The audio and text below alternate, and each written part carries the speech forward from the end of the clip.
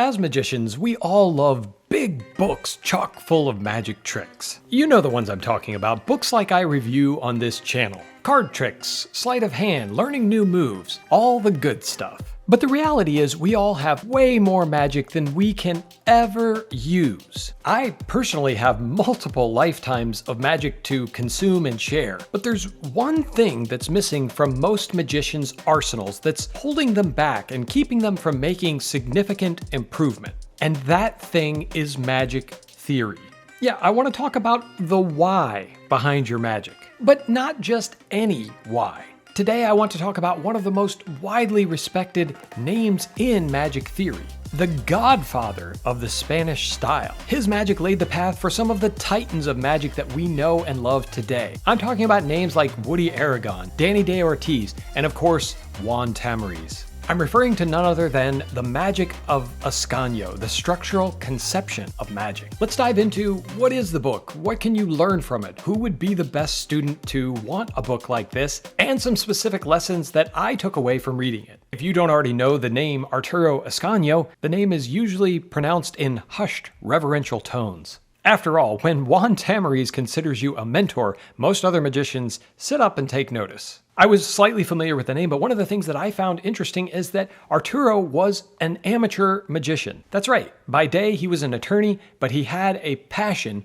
for magic and pursued it with all of his heart, even if it couldn't be with all of his time. He was one of the original founders of the prestigious Escuela Mágica de Madrid and is literally regarded as the father of Spanish card magic. I don't know about you, but with credentials like that, that's a person that I want to hear from. This book is the first in a series of 4 books put out by Páginas Magic Books surrounding the work of this Spanish master. This book is almost 300 pages and is an elegantly produced hardback, so it's a very, very nice book to hold, read, and own. There are many, many topics within the umbrella of magic theory, and some of the ones in here relate to technique, psychology, how to build an act. There are discussions about how long should your act be, and I didn't necessarily agree with the master, but it was very interesting to hear his take and what obviously worked for him. How to make your audience remember certain conditions and forget others. Developing originality in your magic, and many, many other things. That's just a small sampling of what you'll find in this book. In short, you're learning Ascanio's approach to magic, and what an approach it is. Arturo was a student of the old masters, or the ones that we today consider to be the old masters of magic. He loved Fred Capps and Di Vernon, and really took their mottos to heart of being natural. And it shows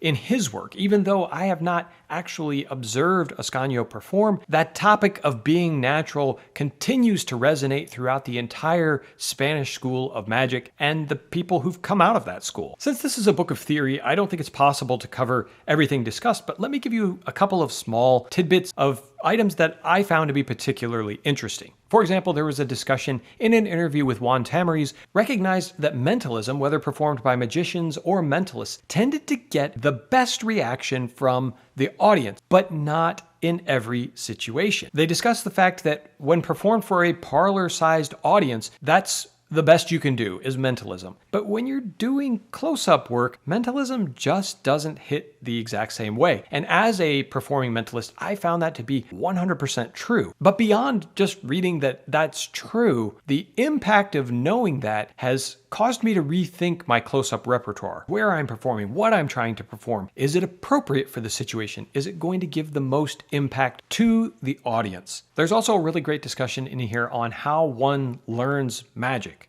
Of course, books are a significant part of that topic, and I really loved what Ascanio had to say about the value of books. But on top of that, he goes through several other ways that one could learn magic, and he certainly recognizes a communal aspect of magic is part of what makes magic so special. So if you're part of a club, I think you'll find a lot in this book that will help you get even more out of your club membership and your group of magic friends. This brings us into who would this book be for? Arturo Ascanio was primarily a close-up card magician, although he did and respected many other types of magic. So I think that if you fit into one of those two categories, either a close-up worker or a card magic performer, you'll get the most out of this, because when they start talking about things things, you'll already have a frame of reference for performing close-up card magic. However, if you are a parlor performer or a mentalist or some other type of entertainer within that magic umbrella, I still think there's a lot of gold to be mined in these pages. So how do you use a book like this? To me, it's not something that you simply read through once and put back on the shelf. It's something that you need to revisit. You need to study it, and there will be new things that jump off the page at you as you mature as a performer. There'll be different intricacies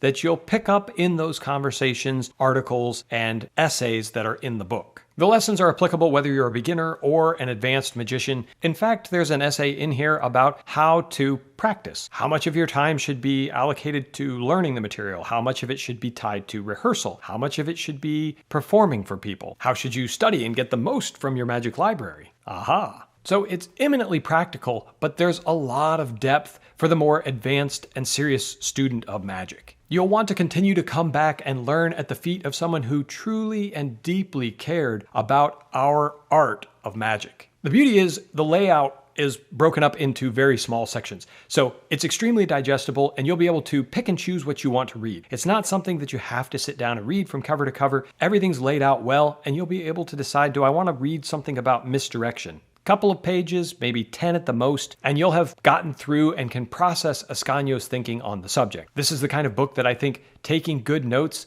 will mean a lot later as you revisit the topic and revisit what was your original thinking when you read through it, and now maybe what are your further thoughts that you're picking up from the written word. The bottom line is that you need a book like this. Most magicians I know love beautiful magic presented well, and this book focuses on that last piece.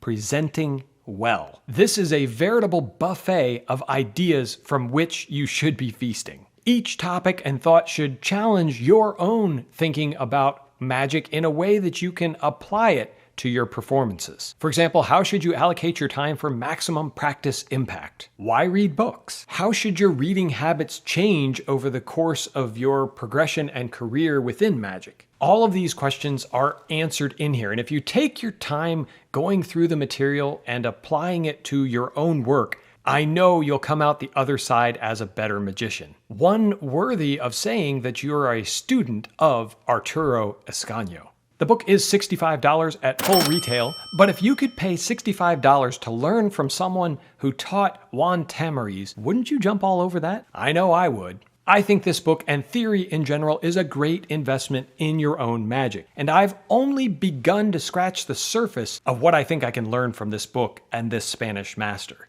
I absolutely cannot wait to see what the future holds as I apply these lessons. As always, my friends, I appreciate you watching, and until next time, keep reading.